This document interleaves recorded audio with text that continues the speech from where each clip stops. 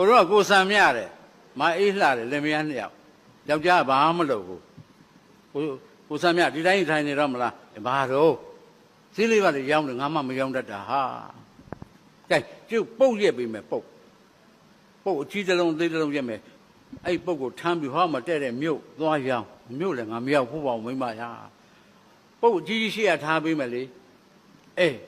အဲ့ရှိရထားတဲ့အတိုင်းဆက်သွားအဲ့ဒါမြို့ရောက်တော့ပုတ်အသေးရနောက်ကဆိုရှင်မှားစရာမရှိပါဘူးအေး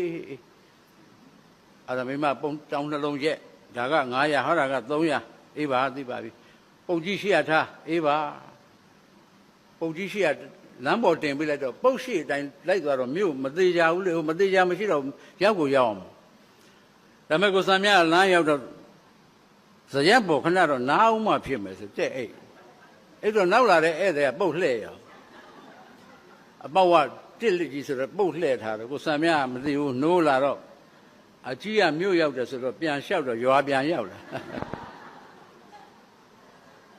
ရွာရောက်တော့ရွာထိတ်ကြတော့ကြည့်တယ်အမမိမကတော့မြို့နဲ့ပြောတာသူရွာထိတ်ကြတော့တို့နဲ့အတူတူပဲဟာတယ်ဟုတ်သားပဲ तू ကအဲ့ဒါနဲ့လဲသမားငါတာနဲ့တွေ့ရလဲသမားငါတာ